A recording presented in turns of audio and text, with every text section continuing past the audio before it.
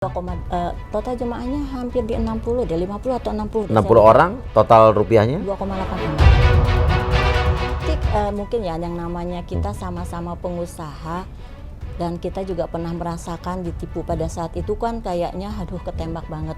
Karena kan kita ini mempertanggungjawabkan ke jemaah ya Mas ya. Iya. Dan istilahnya mah kita rugi nggak apa-apa, yang penting jemaah berangkat. Dan nama baik kita tetap.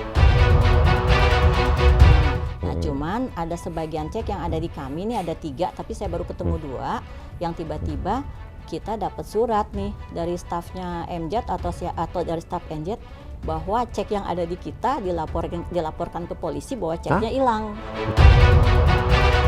Kalau bisa saya simpulkan, kalau andai kata dia memberikan cek ini dan ternyata kosong, cek kosong aja udah perbuatan kriminal nih, ya. Apalagi sampai berapa cek. Terus abis itu udah dia ngasih cek, terus dia ngelaporin polisi, ceknya hilang. Dengan kata lain, kalau dilaporin ceknya hilang berarti bisa jadi dicuri. Nah, ceknya ada di ibu. Berarti ibu bisa juga dikatakan pencuri. 3, 2, 1, close the hordeng. Oke. Ini saya sih sebetulnya berharap ya. Berharap kalau di podcast saya ini sudah mulai berganti topik atau berganti narasumber. Tapi masih dengan kasus yang sama. Lagi-lagi korban MZ.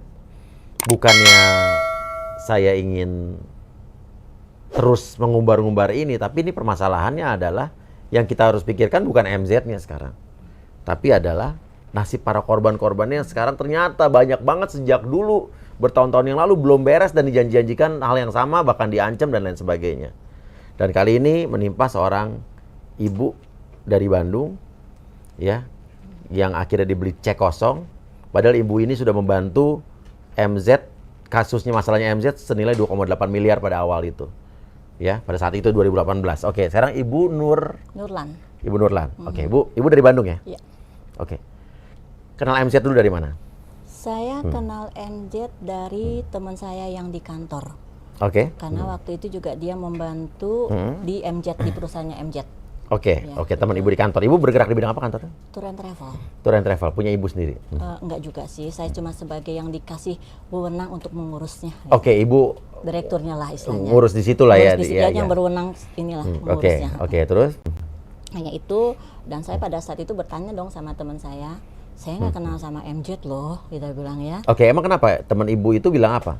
Dia bilang gini, MZ itu kan lagi ada masalah kemarin-kemarin saya dengar, karena kan memang di TV juga banyak sekali kejadian MZ yang ditipu sama dia punya staff, sampai staffnya juga masuk di penjara di polisi airport. Oke, masalahnya apa sih? Coba saya benar-benar nggak ingat nih masalahnya apa pada tahun berapa nih, Bu? 2018. 2018. Oke. Desember 2018. MZ bermasalah dengan staffnya. Karena MZ itu ngeberangkatkan jemaah umrohnya MZ, travelnya MZ, di mana pada saat sampai di airport ternyata tidak ada tiketnya. Oke. Tiketnya tidak ada. Oh, tiketnya kosong, nggak ada. Ya. Dikibulin dia, ditipu sama nih. Sama staffnya. Oke. Sama staffnya, dan sampai akhirnya pada saat itulah MZ benar-benar berusaha untuk ngeberangkatkan yang pada hari itu memang harus berangkat gitu ya. Oke, dia mau bertanggung jawab lah. Bertanggung jawab lah, bagus lah ya. Semuanya. Sampai memang ya kalau saya lihat sih memang dia betul-betul ngeberangkatkan, karena kan saya juga berbicara dengan stafnya ya. Kerepotan juga mencari dana fresh untuk bisa ngeberangkatin itu semuanya. Oke, gitu dia harus bertanggung jawab lah. Dan dia lakukan itu pada saat itu. Betul, saat itu. Dan akhirnya selang dari kejadiannya itu, mungkin keberangkatan saya sih di kantor saya ngambilnya berangkat di Januari, Februari, Maret deh kalau nggak salah ya, karena mungkin masih pending juga, jemaahnya masih banyak kan. Oke, jadi jemaah yang harus berangkat totalnya berapa tadi ya, Bu? Kalau yang di saya hampir berapa ya? Hampir ada 60 kalau nggak. Enggak, maksudnya total yang dia dulu ditipu itu? Nggak tahu. Saya nggak tahu. Intinya dia memberangkatkan, jadi nggak semuanya nih? Nggak semuanya, ya. Nah, inti ceritanya Ibu membantu apa? Membantu ngeberangkatkan sisa jemaahnya umrohnya dia yang belum diberangkatkan, atau kemungkinan dana yang ini menutupi dana yang sekarang yang awal yang ketipu, mungkin begitu ya kayaknya sistemnya ya. Oke, ini biar saya potong ya, biar jelas juga. Artinya dia pada saat itu punya travel kan, mau berangkatin jemaah umroh, tapi ditipu sama staffnya, ya. Tiketnya nggak ada. Dia bingung buat keberangkatinnya. Tapi dia berangkatin semuanya, bertanggung jawab. Lewat Sebelumnya nggak Oh, saat sebelum, lewat oke. Sebelumnya nggak lewat Diberangkatin, saya. nah. Diberangkatin yang pada saat itu harus berangkat aja, yang hari Berangkat. itu yang standby di airport. Gitu. Oke, berarti bagus nih MZ nih, ya kan? betul. Kita mah orangnya fair ya nggak? Kalau yang bagus-bagus kita kasih tahu juga. betul. Tapi itu hubungannya akhirnya ibu bisa tersangkut kasus ini gimana? Nah, saya hanya dapat informasi dari teman sekantor kalau MZ masih ada beberapa jemaah yang belum diberangkatkan. Kira-kira teman saya bilang, ibu mau bisa bantu nggak? Saya bilang begini. Memang pembayarannya gimana? Saya kan pasti yang pertama ditanya pembayaran. Iyalah, ya juga wajar kita lah. jualan gitu ya. Benar. Pembayarannya gimana? Bagus kok dia, katanya ada dananya segala macam. Cuma mungkin kemarin masalah karena memang dia harus mengeluarkan cepat-cepat uang dan harus mempertanggungjawabkan jemaah yang ada di airport harus berangkat gitu ya. Oke. Akhirnya kami bantu 3 kali keberangkatan ya kalau nggak salah kami bantu. Total berapa Hampir jemaah? Total jemaahnya hampir di 60 deh, 50 atau 60 deh. 60 orang, total rupiahnya? 2,8 M. 2,8 M. Oke, ibu bantuin berangkat jemaahnya MZ. Step by step ya. Lewat berangkat. travel ibu? Iya, betul. Izinnya izin ibu? Iya. Nah, kenapa nggak MZ berangkatin sendiri pakai travel nih? Kalau izinnya izin saya, MZ kan memang yang sepengetahuan saya dia belum punya izin umroh ya. Oh, travelnya dia nggak ada izin umroh? Kalau sepengetahuan saya dia masih dalam bentuk gini loh Pak. Kalau gini loh Mas, kalau kita travel awalnya itu kita harus punya izin para wisata dulu. Oke, Istilahnya pertama. BPW.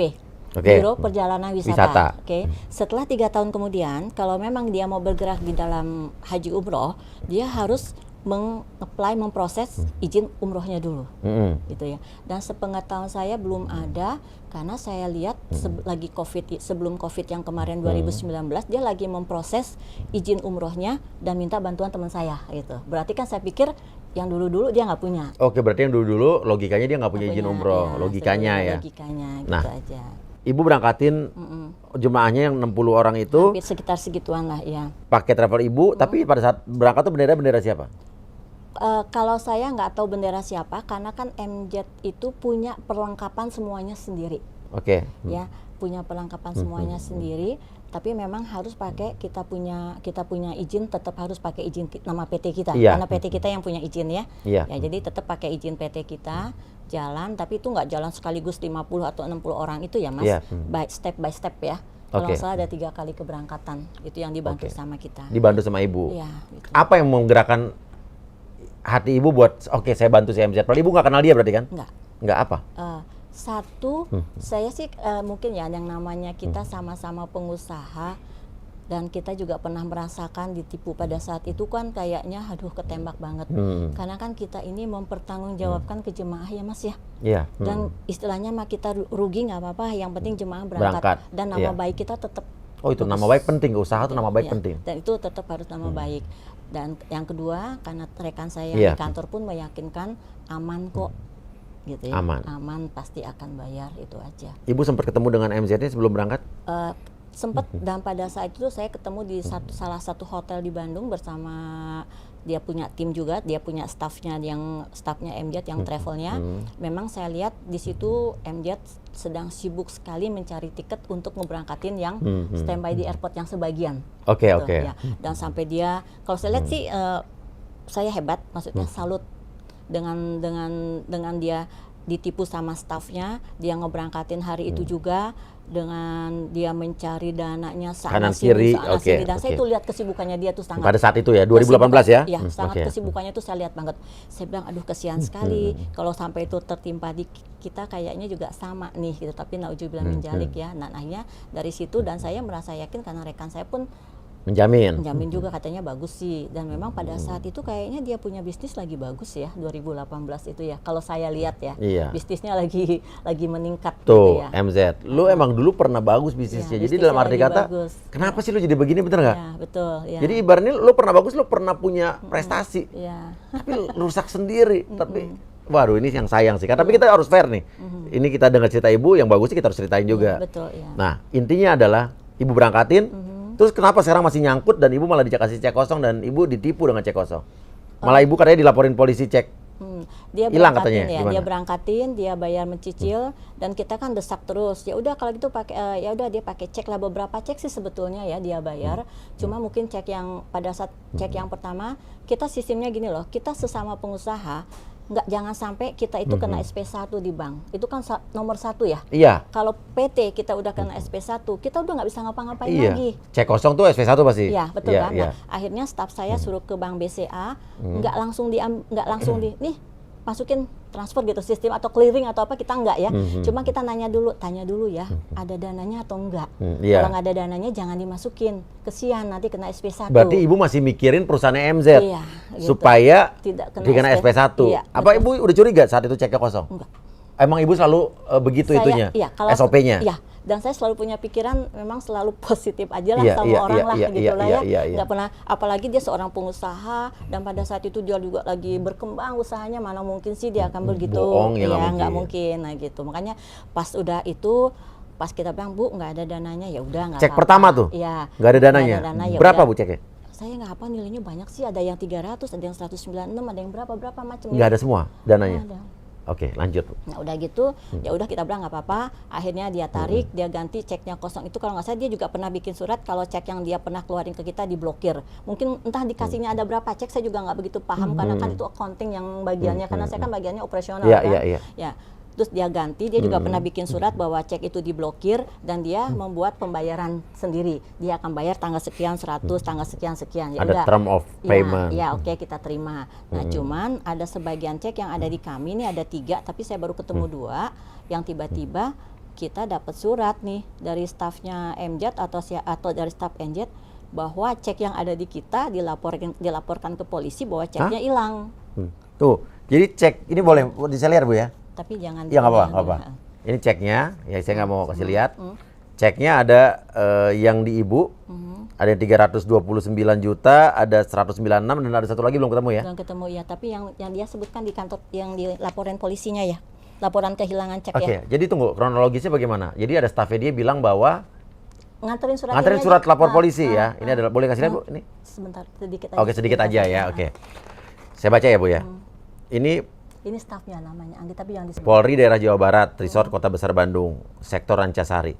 Surat tanda penerima laporan kehilangan yang tanda tangan di bawah ini menyerangkan bahwa Senin 12 Maret 2018 jam 9.00, nama bla bla bla, tempat tanggal lahir Bandung sekian April, warga negara Indonesia ini telah melaporkan kehilangan barang, surat-surat penting berupa 3 buah lembar cek dengan nomor. Nah, ini ada nomornya sama ya Bu ya? Sama, cuma yang satu yang nggak ada Yang 20. Yang satu nggak ada, udah di ibu. Kayaknya sih udah di saya, cuma belum ketemu di brankas kita. Oh, di brankas ibu ya? Mungkin Oke. masih ada, ya nggak tahu. Oke, ceknya hilang yang dikeluarkan dari Bank BCA cabang Kiara Condong.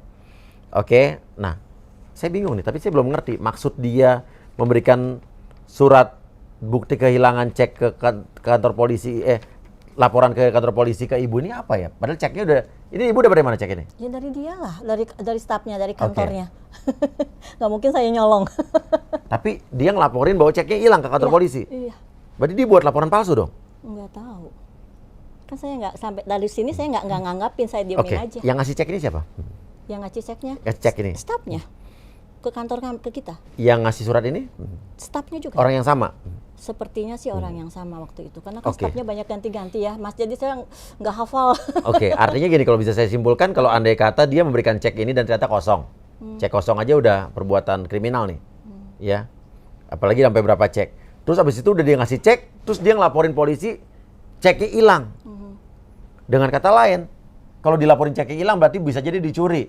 Nah, cek ini ada di ibu. Berarti ibu bisa juga dikatakan Nyuri. pencuri. Intinya ibu dikasih cek kosong, Ya ini kan nggak bisa nggak bisa dicairin. dicairin. Terus ibu nanya nggak ke dia, kok ceknya kosong gitu? Yang kebetulan bagian accounting kasir saya nanya, ininya ceknya kosong kenapa? Ya udah nggak apa-apa, ntar diganti lagi aja, kita bayar pakai uang cash. Dan akhirnya dia bikin timelinenya sih untuk pembayaran cashnya. Dibayar.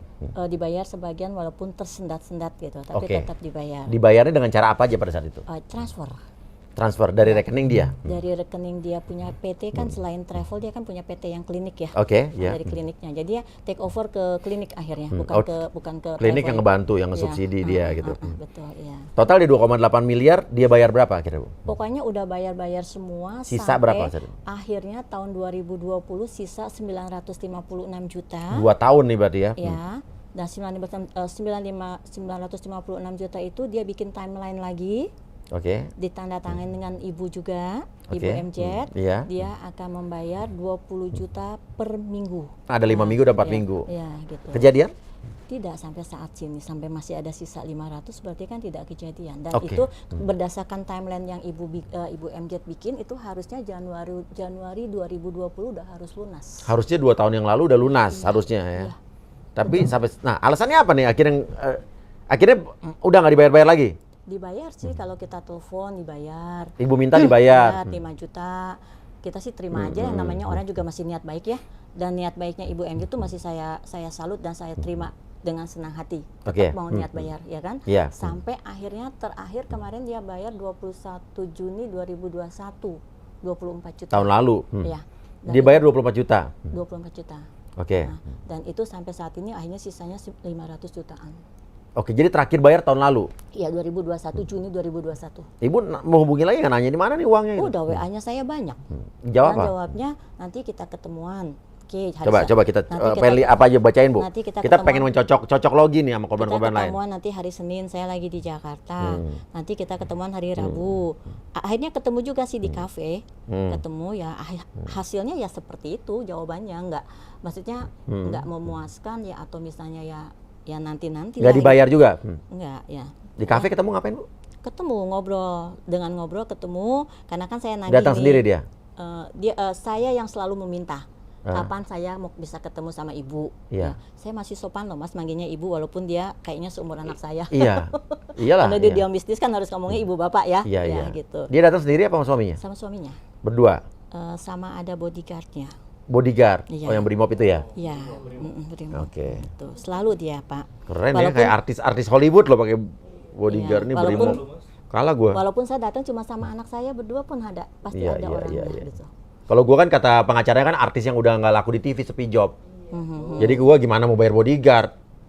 Ya kalau pengacaranya kan kaya raya, banyak jobnya, banyak sidangnya di ruang sidang ya kan. Buktinya preskonnya banyak kan. Nah, tanggal Iya kan, 4 harus acung jempol. tanggal 4 Maret saya kan 2 Maret saya nagih selamat pagi Bu. Pokoknya banyak aja ya. Iya. 4 Maret dia jawab Waalaikumsalam. Iya. Mohon dibantu dong Bun. Kita bilang masih usaha Bu katanya gitu ya. Pas tanyanya belum ada, masih ada kendala pajak. Nah, 2 Maret 2022 dia bilang ada kendala pajak karena pajaknya diblokir ya. Nah, Iya. dia bilang, waduh kalau sampai diblokir ibu nggak bisa transaksi apa-apa dong. Iya katanya saya udah nggak bisa apa-apa karena udah diblokirnya 1 tahun. Dia bilang begitu. Iya. Ya udah. Kalau tunggakan pajak nggak bayar pajak ya mungkin Ya, ya, wajar. dan uang saya udah nyangkut di sana sini katanya gitu ya. Ya udah kalau gitu nggak apa-apa, lagi diurus sama pengacara. Masih sabar tuh Ibu. Ya, masih diurus sama pengacara rekeningnya, ya sudah nggak apa-apa. Saya diemin lagi, saya WA lagi, saya pakai voice note juga. Kadang-kadang kalau udah capek ngetik ya, Ya. pakai voice note aja biar cepet Benar, gitu ya. benar. Saya juga malas paling ngetik. Iya, akhirnya dia jawab, iya Bu, jawaban voice note-nya saya cuma begitu aja.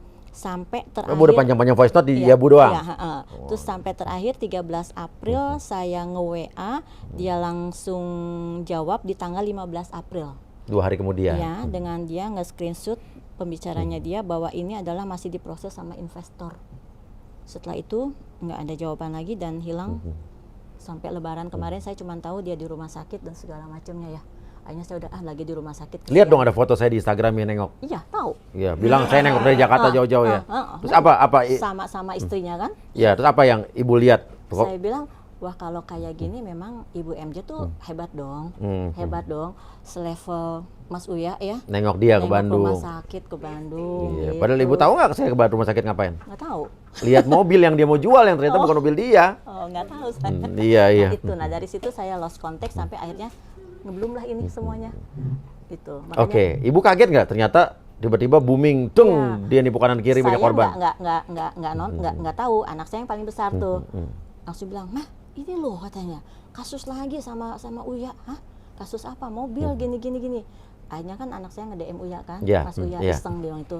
Dan pada saat itu ditawari mana ibunya, saya masih berpikir jangan kesian. Soalnya Ibu MJ itu masih niat baik sama PT saya, masih Iya. niat baik dong. Terus janjiin mau bayar-bayar Ya, walaupun ya. nggak dibayar ya. Ya, masih niat baik. Iya. Sampai saat ini pun saya masih percaya full sama MJ. Dia sakit, saya percaya dia sakit. Gitu Iya, ya. kita harus doakan malah Ya, semoga cepat sembuh. ya. Iya kan? Dan apalagi sekarang keluarganya sudah ikut campur tangan, men-take over. Cuman saya hadir di sini supaya ini loh Mas, bahwa aku tuh jadi prioritas juga. Kalau Iya. saya nggak ikutan suara, nanti kantor saya nggak dapat prioritas.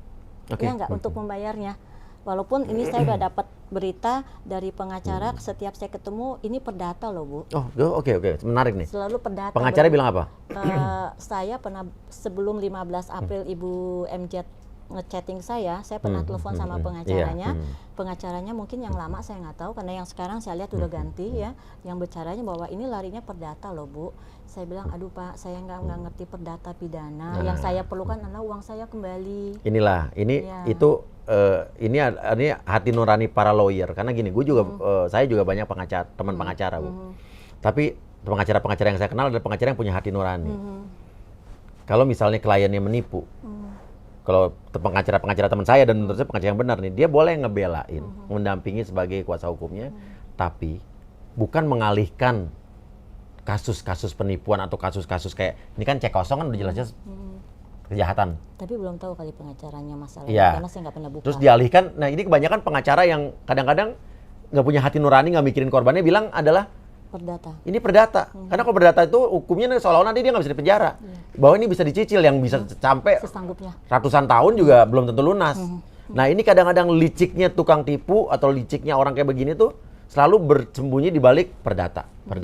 Tapi ingat Bu, ada pasal 379A. Kalau ini dilakukan berulang-ulang dengan banyak korban, lebih dari 2 orang, ini bisa jadi ini mata pencarian dan ini jadi pidana. Ibu harus banyak ngomong dengan ahli hukum Bu. Dan dalam arti kata, ayolah, come on, rekan lawyer, laksanakan tugas kalian sesuai dengan apa janji kalian, apa membela kebenaran, membela hukum, membela klien boleh, tapi jangan memutarbalikan fakta atau mungkin mencari kelemahan-kelemahan lawannya dengan ini. Kayak begini jadi perdata. Kenapa mau melindungin biar bayarnya kapan tahu? Nah, makanya saya teman lawyer banyak, tapi yang saya temenin ya itu, sedikit Bu.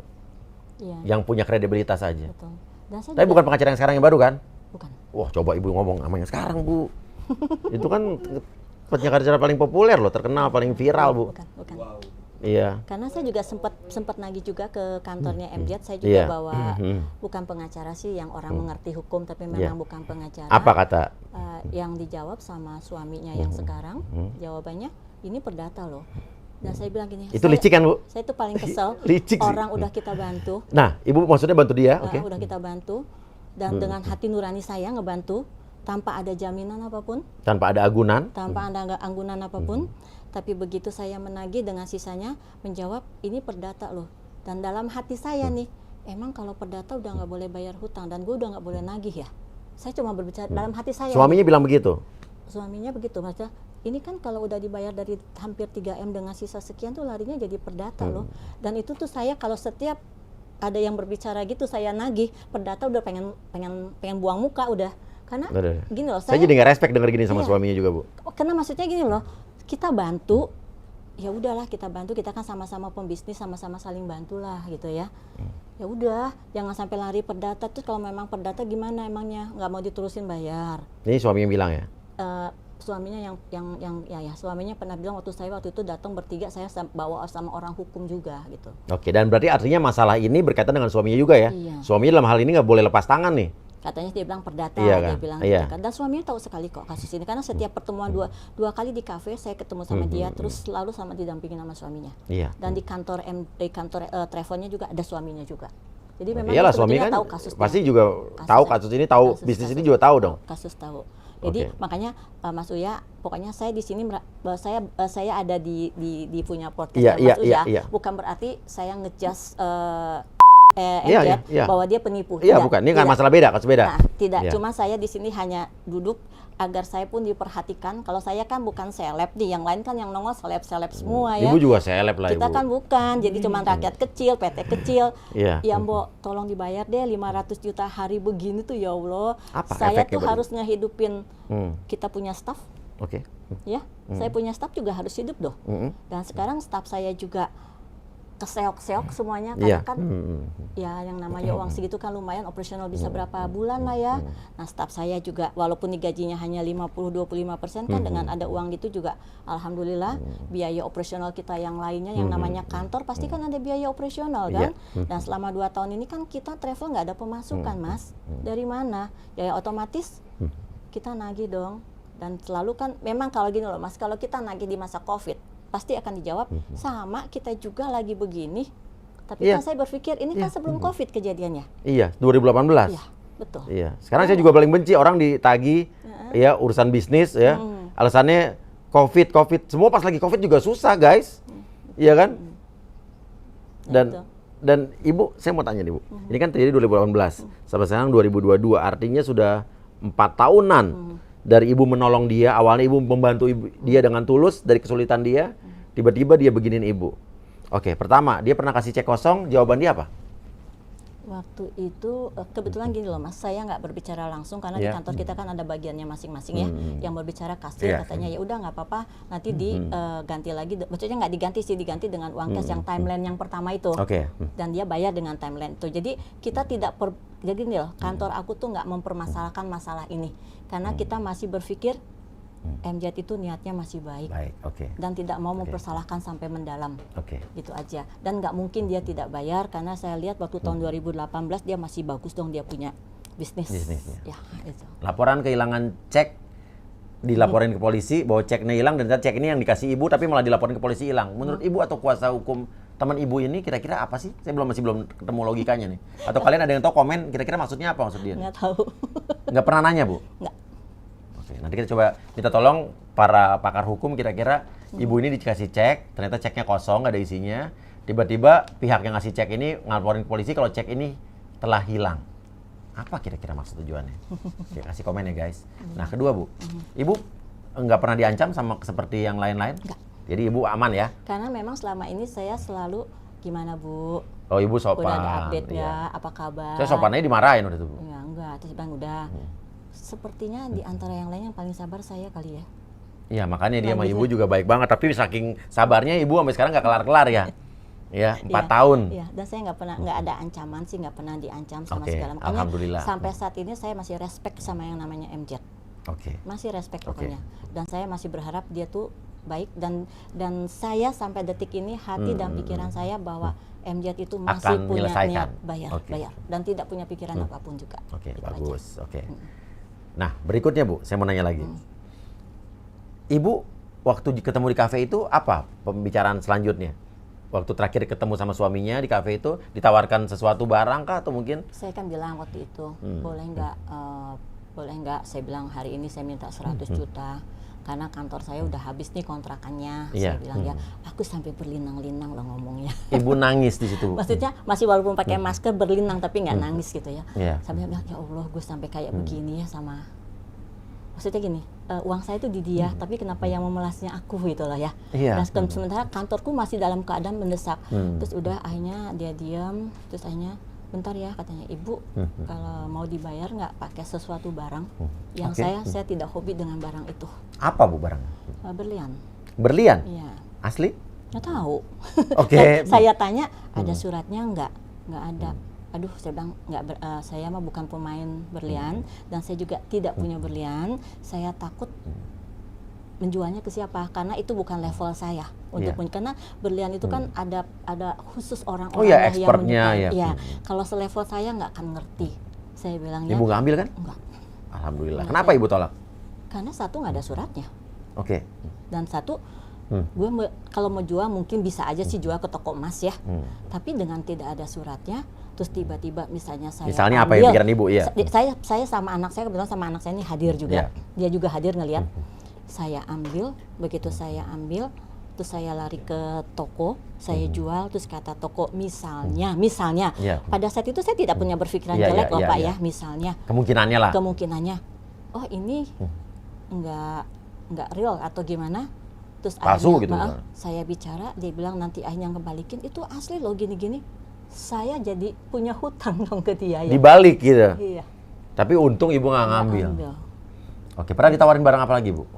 Saya pernah pada saat itu saya ngedesak dia nawarin properti rumahnya yang di daerah Bandung juga, daerah Bandung Selatan ada 2, dan saya datengin malam-malam melihat rumahnya, dan saya tanya ada sertifikatnya, dia kasih kopinya.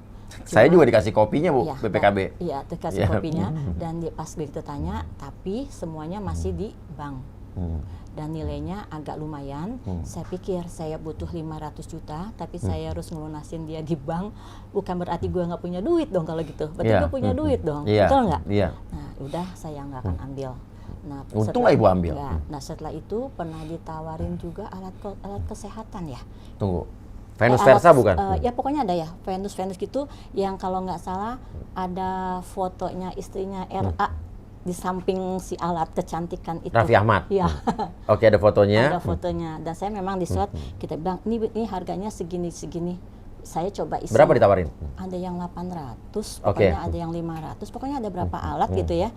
Dan saya iseng nawarin ke teman saya, teman saya juga nawarin lagi, tolongin gue dong, ada yang kenal nggak sama dokter-dokter kecantikan, kenapa ini ada yang mau bayar hutang tapi dia ngasih ini minta dijualin, segitu ditanya-tanya nggak ada yang mau, itu kemahalan harga segitu, katanya second. Ya udah nggak jadi, akhirnya aku loss, nggak ada yang beli gitu. Dan pemenangnya adalah dokter Yeni yang bayar duit ditawarin 200 juta, ya ada 3 juta, 2 juta, dia udah bayar berapa tuh? Ya, ternyata alatnya yang nggak bisa dipakai dan masih kredit. Untung, tapi Ibu masih ditolong sama Tuhan, Bu. Sama Allah masih baik sama Ibu. Ibu nggak ngambil barang-barang yang ditawarin, kalau enggak, Ibu udah kena kasus lagi nih, Bu. Betul, dan alhamdulillah, makanya saya bilang, wah, pas gitu ngelihat di ininya Mas Uya, waduh semua kasusnya sama nih, pajak semuanya. Kayaknya saya harus maju, dan saya pamit sama direktur keuangan saya, boleh nggak saya ikutan sama punya podcastnya Mas Uya, minimal saya tuh didengar. Dan kalau sekarang saya baca YouTube-nya kemarin ya, orang tua keluarganya kan take over semua kasusnya kalau nggak salah ya. Mudah-mudahan nama PT saya itu tercantum juga, ada daftarnya di prioritas untuk membayar, hanya itu aja sih Mas. Iya, Ibu pernah sampai sedih atau depresi atau sakit atau mikirin ini? Enggak. Cuman ya kadang-kadang yang pas lagi kantor keadaan seperti apa, ya Allah, gue nih lagi utang ke orang, kayak gue pengemis, kayak segala macam. Emang tipenya sekarang begitu kali ya. Ya udah, padahal kan saya juga punya Mas, yang namanya kita punya perusahaan. Orang punya hutang, kita punya hutang itu wajar ya. Iya kan? Nah, ya begitu sih. Nggak pernah depresi kayak gitu, cuman ya kadang-kadang sedih aja. Cuman anak saya bilang, sabar mah, nanti juga ada yang ganti, sabar mah. Dan ini yang nge-push anak saya semua. Nge-push untuk hadir di sini. Karena kalau nggak gini, dia tanya, berapa tahun mama nagih nggak dibayar, diem pun nggak dibayar, lebih baik speak up. Mau dibayar nggak dibayar, kita tanggung resiko, tapi pasti nggak mungkin lah, karena kan saya masih punya pikiran positif sama MZ bahwa dia orang baik dan dia orang yang bertanggung jawab, pasti akan bayar. Ya, kita juga kan semoga kalau memang ini sakit cepat sembuh, biar segera menyelesaikan tanggung jawabnya, baik secara hukum atau mungkin menggantikan kerugian-kerugian orang-orang yang udah kamu perlakukan seperti ini. Ya, tapi kita doakan semoga cepat sembuh. Ya, betul. Ya, saya berharap gitu semua. Kalau sakit terus nanti nggak bisa nyelesain dong ya. Oke. Dan satu terakhir, apa yang Ibu pengen ngomong sama MZ kalau dilihat? Oke.